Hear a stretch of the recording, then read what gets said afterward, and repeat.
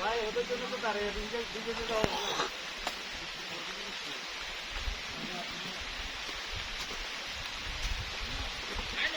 গাড়ি চলা এত কিসে 10-20 গাড়ি চলা কি রে ভাই ভাই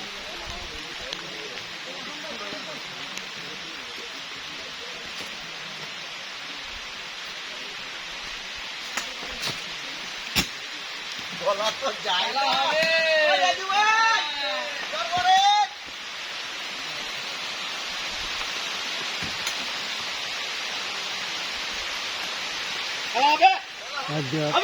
দেখতে পাচ্ছেন খুব প্রচন্ড বৃষ্টি হচ্ছে।